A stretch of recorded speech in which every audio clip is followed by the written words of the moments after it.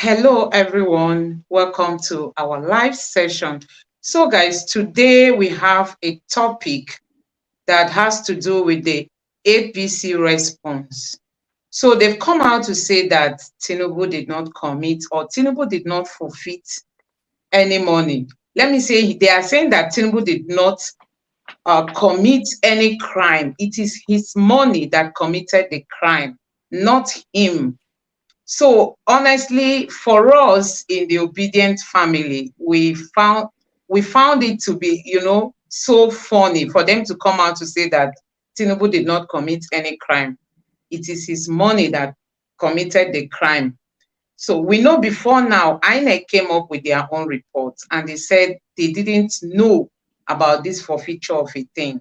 And all of a sudden, APC has come out now to say that Tinubu himself didn't commit any crime. It is his money that committed the crime.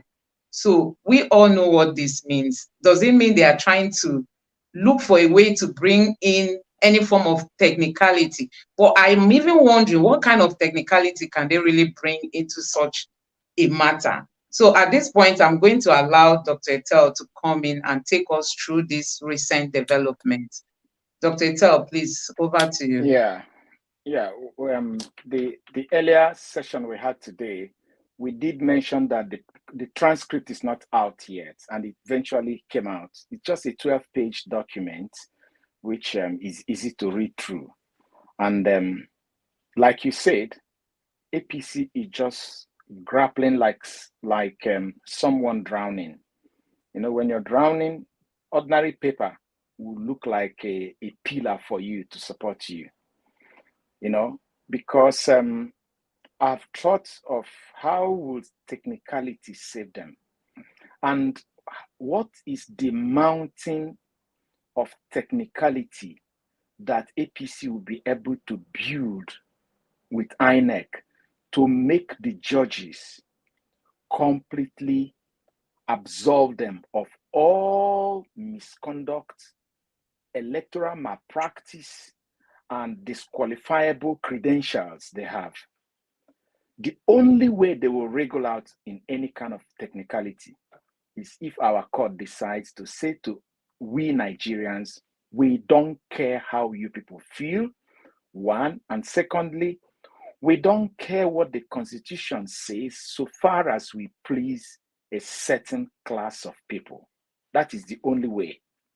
Now, bringing it to this, it is so confusing that APC would say that it is somebody's account number that was tried because the account number was what was debited.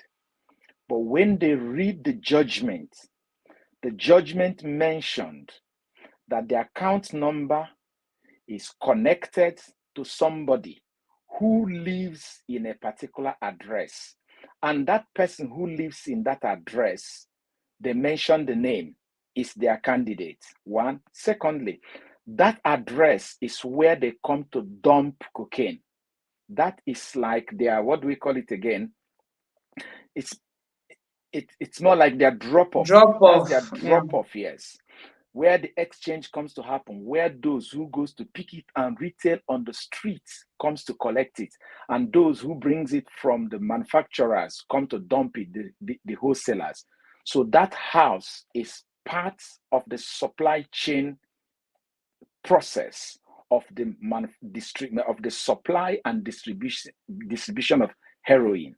And when the court finds those people, some people amongst them went to prison, but being that their candidate was no longer in the US, they found them guilty, send other people to prison, and the only thing they can find is these assets that belongs to him, the financial assets. They traced it to the bank, they froze that account, took that amount, and send it to the central, let's use the word central bank, they call it Reserve Bank in the US, to the Reserve Bank of Chicago. Now, the question Nigerians would ask themselves is, have any Nigerian heard that you are just a normal person, nice person walking on the street, and EFCC will just come and pounce on your bank account and say, hey, your bank account, you've committed crime. Or NDLEA will come and pounce on your bank account and say, hey, this bank account is dealing with narcotics. Is it not a human being that owns a bank? Who will suffer a loss by collecting money in a bank account? Is it bank account that will suffer a loss? Have you ever heard that your bank is crying because there is no money in it? Or that your bank is dancing because there is too much money in it? It is the human being that owns the account that rejoices when you get an alert in your account, or cries when someone defrauds your bank account. So Nigerians, you have seen the level of reasoning of APC. You see how low they have gone. But funny enough, before we continue deeper, is that the chief person who signed that, in fact, the person who signed off this particular thing is this Lateef. Is it Lateef Jakande? No, sorry. Lateef Fagbemi, who is now nominated as a minister and who may eventually become, from the grapevine information we are getting, become the Attorney General and the Minister of Justice. So what he is going to do when he becomes the Attorney General and Minister of Justice is to turn our law upside down by saying that a human being can be different from his bank account, and that bank account can be tried by a court, and the human being is an innocent person walking on the street. Who even reasons like this? Who even thinks like this? But that is what APC is making us to think. That is what APC presented to the appeal court and asked appeal court to use it to throw away every evidence that is associated with this forfeiture. Okay, no problem. Let us wait for their judgment and see how they will rule. We are waiting to see that technicalities that the appeal court will use to explain this whole thing away and agree with Lateef, the de facto Attorney General. So that is just one up this thing they said. I don't know if you have some structured questions, or do I, because I have my notes, some of the things I picked from that place. Yes, you can go ahead, but honestly, you made a very striking point, because Fagbemi, who has been nominated to take up a ministerial post, I think he's the lead counsel for the APC, meaning that he's the one that, let me say, that concluded this report. And you can see what they are coming up with, that it's not Tinubu that committed the crime. It was his money that committed the crime. Honestly, as I'm talking to you here, on the document is his stamp. His Nigerian Bar Association number is on it. His seal is on it. And it is his signature that signed it. So as it were, everything that was said here was said by him. Even if there are 100 lawyers, all of them supported him. Because if someone were to go to jail because of this address, it is him who put his seal that will be going to jail. So now you know. Wow. So for the benefit of our viewers who are just joining us, we are deliberating on a section of the APC response that has come out recently, saying that it wasn't Tinubu that committed the crime as regards to the forfeiture, that it is his money, not him as a person, but his money committed, his bank account, okay, his bank account committed the crime. So we are like trying to say, how would they dare to separate him from his bank account? So that's what Dr. Etel is talking on. So Dr. Etel, you can continue with other points. Okay, another point is they quickly jumped to, you remember we had discussed here that the only case that had been concluded that went up to the Supreme Court and concluded using Electoral Act 2022 is the case of Oyetola versus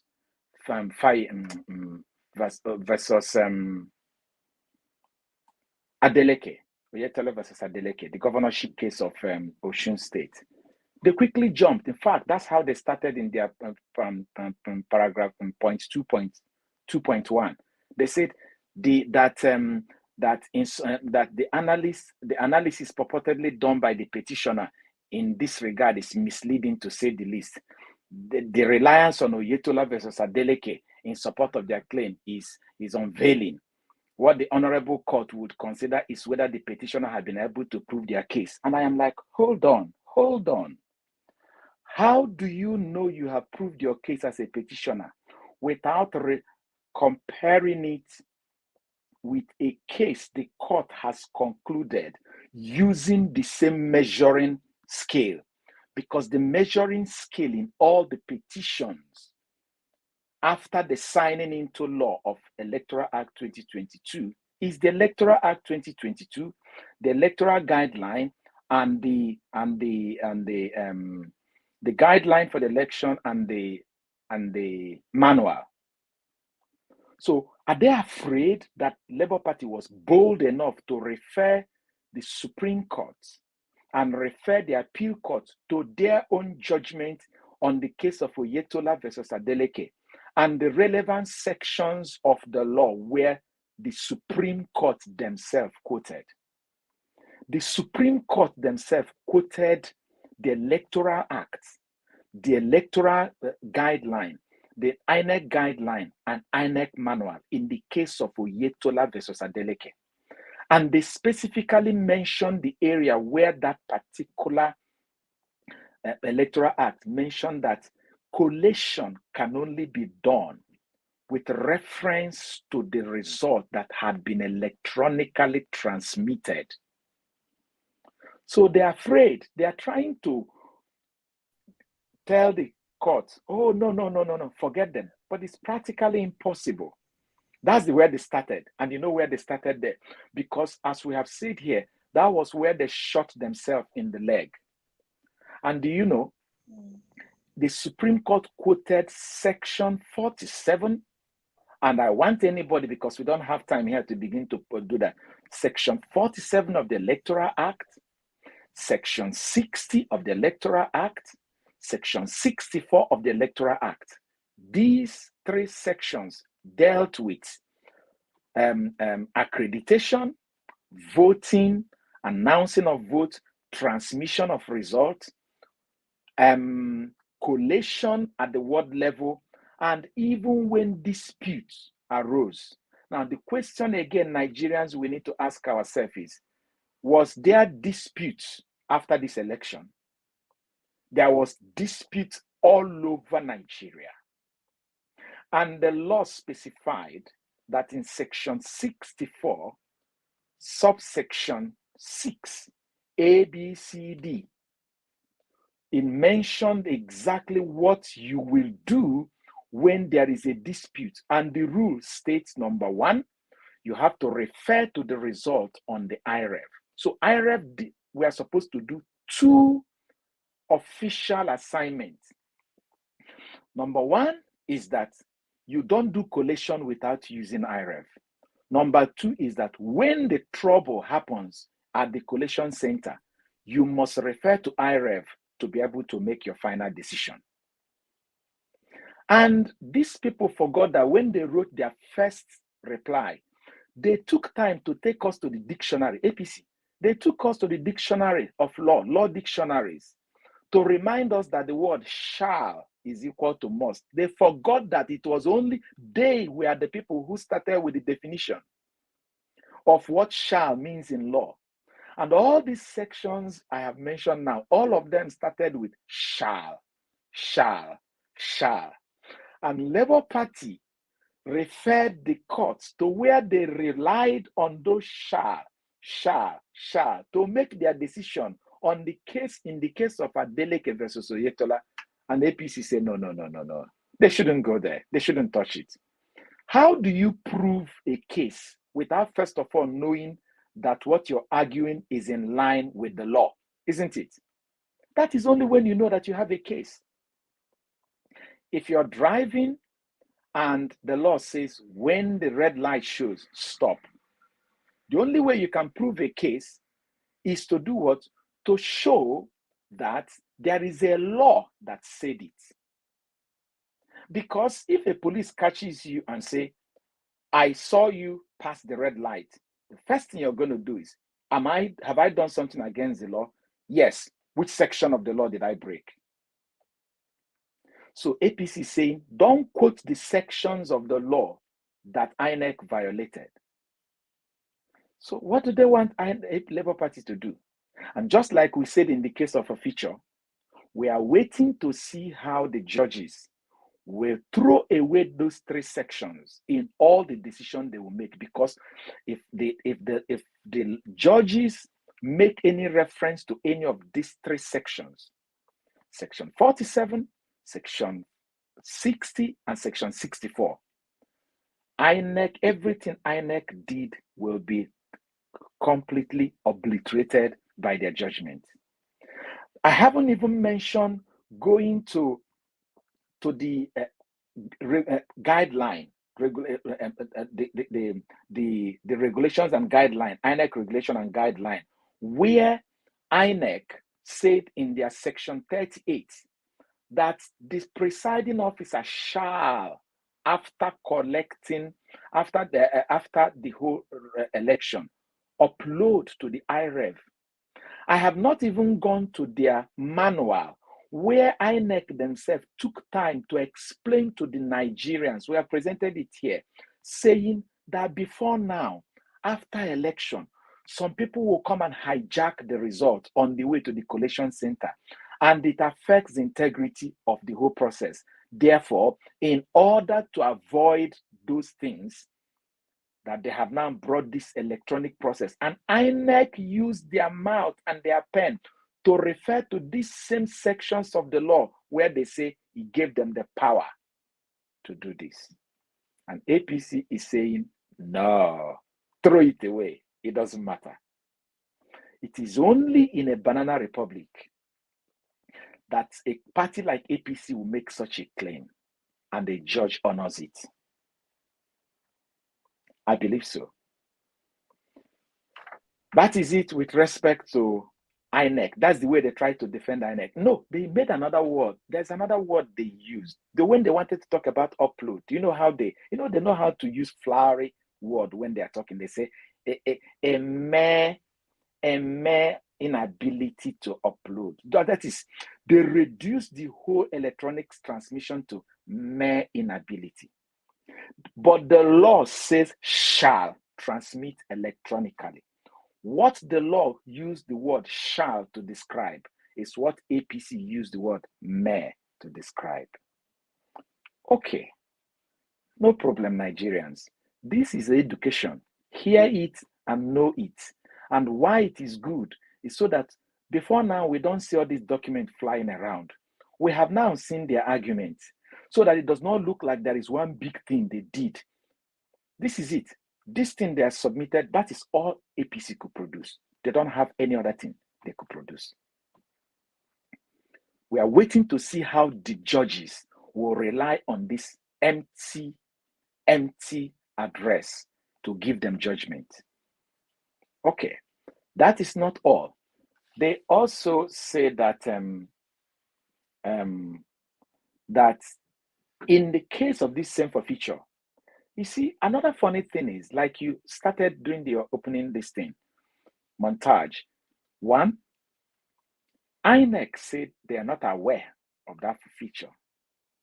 Good. APC was before saying that it was not an issue at all. Now they have admitted that it is an issue, but that it is not an issue to their candidate. It's an issue to their bank, to the candidate's bank account. No problem.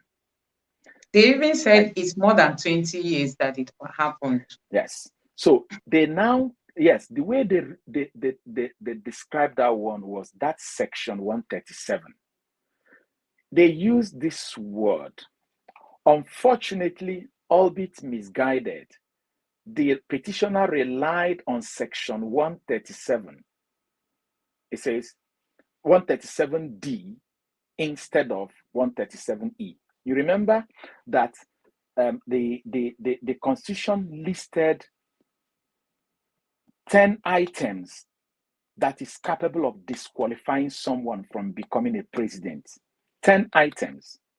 It is found in section 137, subsection 1, A, B, C, D, E, F, G, H, I, J. Mention it, 10 of them. Any one of them you're found wanting will disqualify you.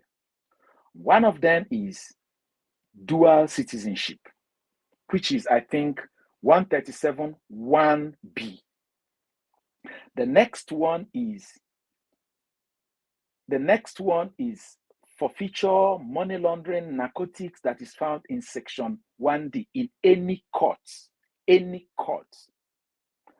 The E aspect of it is the one that says any tribunal in Nigeria after 10, that is within 10 years. Okay? Now, APC is saying that it is 1E that applies to their candidate. But I thought they said that their candidate is free, that it is the bank account. Is the bank account competing election? Contesting? Why? Why didn't they face the argument and say, we have established our case that our candidate's bank account is in trouble, so we're not even proving anything? Why are they now coming to say, oh, that it is statute bar because of 10 years? They are now also saying that 1D, 137 1D, applies to any courts, the only courts in Nigeria established by the Constitution of Nigeria. So APC is trying to tell us now that if someone had worked with Pablo Escobar, you know who is Pablo Escobar? Pablo Escobar is that man from Colombia who in the days, he died in 1992, 1993 too. He was making more than $50 million a day in cocaine. Now, this case is about heroin though, in cocaine. It was recorded that he was making in a day more than the profits that General Motors almost make in a year. He didn't have bank account. He was burying his money. His accountant is a geographer who knows how to interpret graphs. Because map, please, not graph, map, because they bury their money in this thing. So you're now trying to tell me that for assuming that a human being, a man or a woman, is arrested with Pablo Escobar in Colombia and tried in a Colombian court, and while they were trying, one escaped and they imprisoned others, and then went to the bank account of that person and seized all this thing, that person, as long as that person was not tried in Nigeria, he doesn't have any problem. That is what APC want us to reason. That's the way they want us to think of.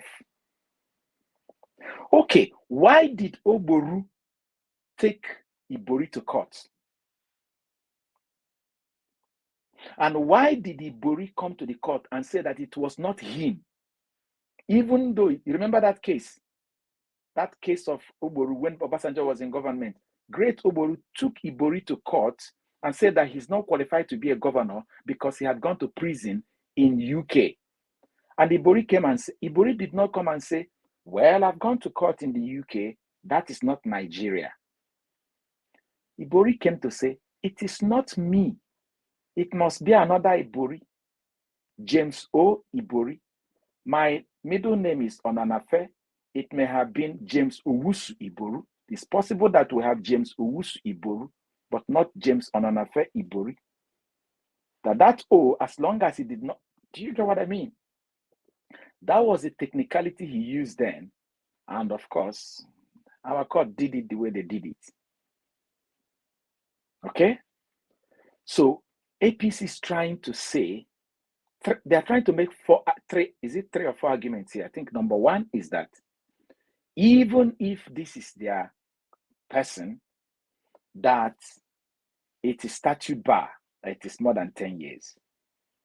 Or, forget it, it's not our person, it is the bank account. Or, thirdly, it is not registered in Nigeria as a case. I mean, it's funny. It may be our candidate, but it is not a crime committed here. No court tried him here. That is number one. Three arguments. So I don't know the one the judges will choose. But if I were the judges, I would see them as people who are grappling for breath. They don't know how to defend what is indefensible. Period. Because which one I'm going to take? If I take the case of your bank account is not under trial here. If I take the case of, it's just a messy thing. Okay? So, they also said something about Shetima, that Shetima's nomination is a pre-election matter, that the court had settled on that. But you remember that PDP went to court for that, and the court says you don't have local standard. That is a pre-election matter. That only party that has right to argue anything in a pre-election matter must be a member of the same party. But because it has now become a competition between a party and another political party, which is a post-election matter, they have every right. Now, let's put it this way. Why did PDP knock off APC in Bayelsa State? Is it not something that had to do with documents submitted to INEC, which is a pre-election matter, that they waited until after election for it to become a post-election matter, and they went to court and secured judgments that removed David Leon in Bayelsa State? These things have precedents scattered all over. It has precedents scattered all over. So if the law give all of us the same equal standard of nomination, and you choose not to follow that law, after election, the law gives the other political party every right to challenge it, because the measure is now no longer equal. And that is what APC, which means, again, the way I read in between lines. So they are now admitting that there is a possibility that thing is actually not, that the prayer of the petitioner is the truth, but that it shouldn't be done. So that is admitting the crime in itself. That's the way I look at it. I look at it that way. And then the case of 25% of FCT is another argument. They have argued it this direction. They had argued that, okay, that hence the law says the winner of the election must score 25% in the 2/3 of the country. That what is also required of anybody in Abuja should also be 25% of 2/3 of Abuja. Are you getting it now? Meaning that if you have to first of all get the whole vote of Abuja, bring out 2/3 of the result, and then go to, so for instance, if it is 100,000 people that voted in Abuja, what you're going to do is first of all get 75,000, and out of that 75,000, get 25% of it, and that if the court use it, there's a clause they use to describe it. They say that the court, when that kind of issue comes, that the court should use what is rational to draw their judgment. And I'm like, okay, so you people are now trying to suggest that this is a fact, but that it says here, I'm looking for it on my computer here, where they use more like, well, anyway, what they're trying to say is that, anyway, court, if you insist that something must happen in Abuja, then because it says 2/3 of the 36 states, and it means that when you come and collect 25% of the 2/3 of the states, you also have to come and collect 25% of the 2/3 of Abuja. I mean, that is what APC want us to, the way they want to redefine our reasoning, redefine our thinking, redefine our constitutions and our laws, just because they want it to suit them and to suit their purpose.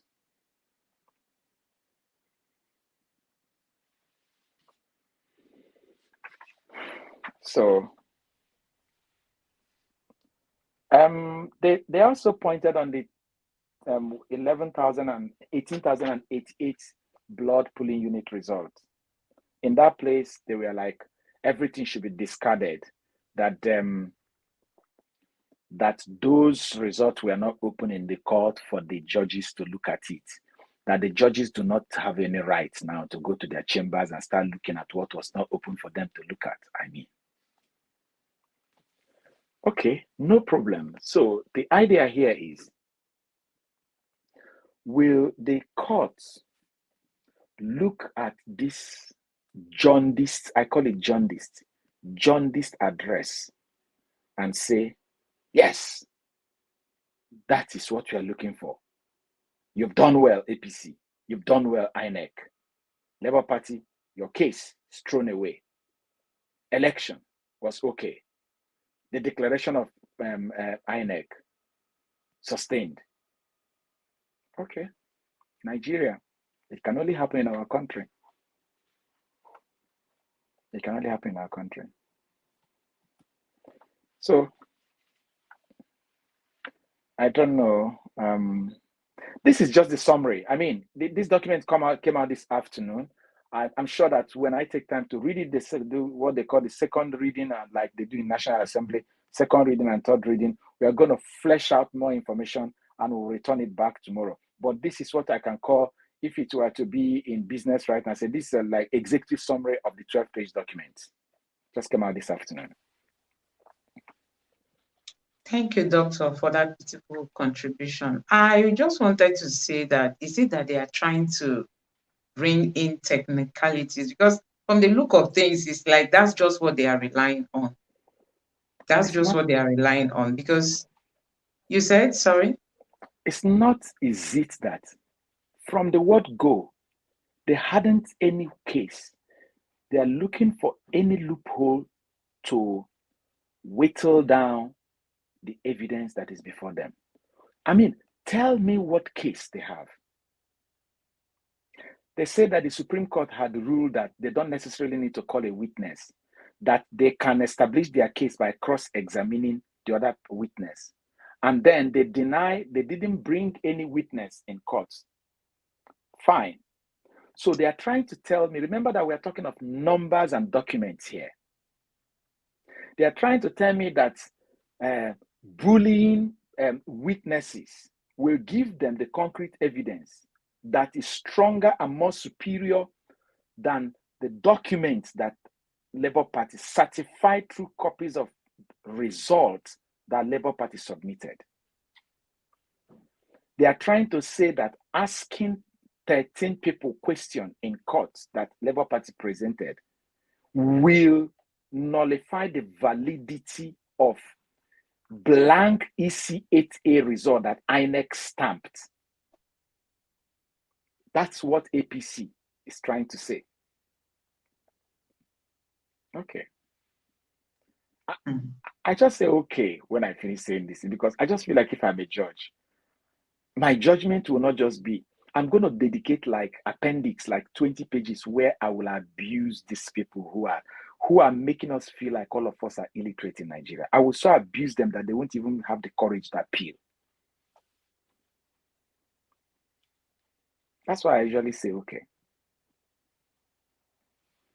So guys, in case you have any question, you can just send it. Yeah, go to the comment section and put down your question. We'll take it. I also want to ask you, please like this video and subscribe to our channel in case you haven't. So we are talking about the APC response that was just released. They've come out to say that it wasn't Tinubu that committed the forfeiture crime. It was his bank account, as in where the money that was paid came from, that committed the crime. And we are like, this is just, an empty response. And for me, it's good that Nigerians are seeing what is happening. Thank God people can access all this information, read it for themselves, and see what is happening. And, unfortunately, the person who is about to be our Minister of Justice is the one who is like, heading these APC councils. And he's the one let me say he's the one that released this response, telling us that it wasn't Tinubu that committed that crime. I want Instead, to ask Nigerians, if you don't mind. This is I just did a quick search from my computer to call up where they were describing INEC violation of Section 47, Section 60, and Section 64 of the Electoral Act with respect to uploading results. They said in their paragraph 2.42, which is on page 8, they said, mere failure to transmit in real time brought about by the exigencies encountered in the course of the said election does not constitute substantial non-compliance with the Electoral Act 2022. That's what INEC wrote. I'm sorry, APC wrote. Besides, until today, as we are here, INEC has not told us what was that glitch. In their final address, they did not specify the glitch they had. Labour Party's evidence showed that on the side of Amazon, there was no glitch. In Nigeria that day, they were trying to prove during the cross-examination whether there could be a glitch or could be a failure. Yes, every system could fail. Systems fail all the time. My former university where I did my PhD here, one day their system completely failed. And you know one thing? I had left university, had graduated for almost 8 years ago. Do you know what? They wrote me as someone, as an alumni, in case I have any reason to call the university that period, maybe to check something, or maybe I'm submitting my transcript somewhere, to alert me on my email that I dropped with them when I was graduating, that they had a failure in their system. And they explained it, and the moment the system came back, they alerted me that they are back to business. Amazon said, as long as they are concerned, there is no problem from their end. INEC insisted there is problem. INEC, okay, what is the problem? Describe it. They can't. And then APC is speaking on behalf of INEC saying, problem encountered. Why didn't you describe the problem that was encountered? I don't want to begin to beat the dead horse again by quoting verbatim again sections of the Electoral Act that made it practically impossible for a result to be announced without using what is on the IREV. Meaning, if IREV does not exist, the result cannot be declared. And the law said, shall. Onyedikachi says, please, I just want to know if the Labour Party agent results submitted to PEP has INEC original stamp. Of course, would you even imagine that Labour Party will try such a thing? A party that's like Labour Party, that they are looking for any loophole, will submit an EC8A result that doesn't have INEC stamp? Hey, they even got certified true copies from INEC to still back it up again. Yes, certified true copy that even came from INEC. INEC is even telling the court not to accept it, what they certified. So, my brother. Honestly, this is even not funny. Though we are laughing, but it's not really funny, honestly. Nigeria is a drama scene. So let's take the next. I think somebody still has a question. My question is, do Peter have to appoint fresh ministers or stick to those old cargo? We don't need those old cargo pollution. The new Peter has nothing to do with the old cargos you're talking. In fact, the only thing that a new president, hopefully by the grace of God, Peter Obi, cannot change is the members of the National Assembly, because they're also elected in their own capacity. But from Attorney General, Minister of this, Customs, all this, if Peter likes, if he comes in and says, oh, I like this military guy who is the Chief of Army Staff, Keep doing your work. I don't have any problem with you. Fine. If he decides to say that all the ministers that Tinubu appointed is okay, fine. But if he doesn't, he has the right 101% plus to lay all of them off and appoint people that he can work with, that will work with him to deliver for the country. Favor, I hope I answered your question. And I'm happy for Favor's question because it's an optimistic question. She believes, I want to believe Favor is a woman's name. She believes that Peter Obi is coming. She believes so. I mean, you can see his campaign. Do you know that the Twitter space of Friday lasted for 5 hours? That man was there answering question, on the spot question, because every one of us were potential participants. If you raise your hand, they ask you to ask question. So he has never met any one of us. On the spot, the man answered question for 5 hours. That is the energy of a young man we need to govern Nigeria. You remember during campaign, from Maiduguri to Taraba, from Taraba to Abuja, and when the day is finished, he will come. Either AY is hosting him on AY live for another 3 hours, and then the next morning he's out again. And after that, the man is still healthy, traveling, moving around, touring, and some people have gone for checkup more than 4 times, before, during, and after the election. Nigerians, what happened to us, please? What happens to us? Why are we so unlucky?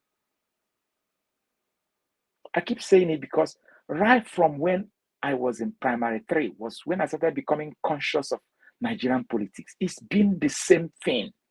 And INEC recognized it in their training manual, where they specified that we have had this perennial problem of, after casting votes, people will hijack it, mutilate it, falsify it, write a new result. And to stop it, we are introducing this electronic transmission that costed us $1 billion. And on the day of election, INEC withdrew it and went back to the same thing they said was a perennial problem, meaning they reinvented it again and say, Nigeria, suffer it again. This INEC leadership is the worst in my lifetime. It's the worst. Akpata, who was the INEC chairman, I think between 1999 till he conducted the 1999 election, it was not so good, but he was far much better. Morisi, who came and had a messy tenure. Morisi, who had a very messy tenure up until 2007. Jega came and raised the bar of hope under Goodluck Jonathan and handed over to this Mahmood. So you can see that I can pinpoint Jega and Akpata, they did well. Morisiwu was messy, but this man called Mahmood has made Morisiwu an angel. That is my own analysis of the INEC chairman in this dispensation. This man, Mahmood, made Morisiwu look like an angel. We used to think that Nigeria was at the lowest under Morisi in 2007 election, which was why President Yar'Adua himself had to accept that the process that brought him was fraught with irregularities. He acknowledged it. Oh, Favor says he's a guy. Oh, that's good. Favor is it's just that many people I know answer Favor though, but Favor could be a guy's name, just like Uche. Uche is a guy's name. Uche is a man's name. Is a woman's name. Some names. I believe Peter is coming. Okay, Favor, good to hear from you. How do they say good night? Is it good to match? Say he's living in Dutchland, isn't it? All right. So anything else? We could go now. Yeah, we'll Yeah, be I have rounding it up. something. Okay. Yeah, Gloria, you've got something to say, right?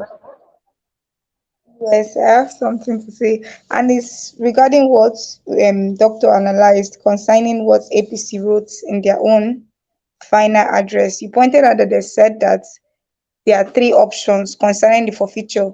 That is either that the bank, that's his account, committed the crime, or that he committed a crime, but it was 20 years ago, and that's like too long a time.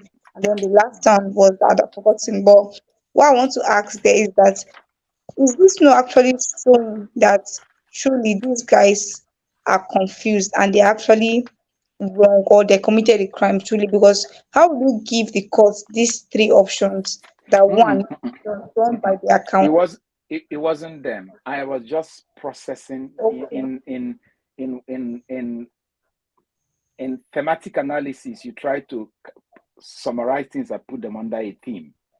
It was me after reading through their rambling. On this point, they are saying this. On the other point, they are saying that. That tried to summarize their rambling into 3 points that they didn't even know that that is what they are doing. It was me that was trying to Okay. summarize it that way. But that's to tell you that they know that there is a bone in their neck and they are trying to dodge Okay. it. They run to this place, they run to the other place, they run to that place. Okay. Yeah. Thank you very much, Doctor. So we can see that these people, they don't even know what to say. Just like they could not provide witnesses during the court hearing. Now they are here bringing out empty response. So we all have to believe that Peter Obi must regain his mandate. We must believe that, and it's going to happen. I just pray that the judges, they will stand firm, because we have a political class that is not ready to let go power. As in, they are not ready to leave. They are ready to go to any length to ensure, they stay in their position. But we just pray, just like Doctor will always say, that it is on our judiciary to sanitize Nigeria, to sanitize our electoral process, to make Nigeria work again. When you go to other countries that have graduated from this kind of rascality that we are seeing, it is their judiciary that helped them, to get to where they are today. But when you come to Nigeria, you find out that our judges are easily being influenced, possibly because they are not independent. We just hear that they are independent body. But when it comes to the way, judiciary is being run in Nigeria, you find out that they are not, judiciary is not independent. And that alone influences them a lot. They can't stand their ground. Even as we are talking now, we know there've been this speculation that, the judges are being met, they are being called upon, to ensure the sitting president does not leave that position. So it's possible out of these speculations, there might be elements of truth, going on. But we are just hoping that they will stand up and redeem our democracy, because we must move forward and we must progress. So, guys, at this point, I want to say a very big thank you to all of you that joined us. Please, if you've not subscribed, do well to subscribe to our channel and like this video so that YouTube can push it out for others to equally see. Tomorrow we'll equally be here. We pray that you will find out time to join us again so that we'll discuss some of these topic. And no doubt, all eyes is on the judiciary. Please, let's shine our eyes very well on them. They must do the needful, because Nigeria has to progress. Thank you very much for your thoughts, Dr. Etel. Gloria, thank you Thanks. for I being a appreciate part it. of this session. And good night All to right. all of you. God bless. Good night. Bye. Thank you. Good. Yeah.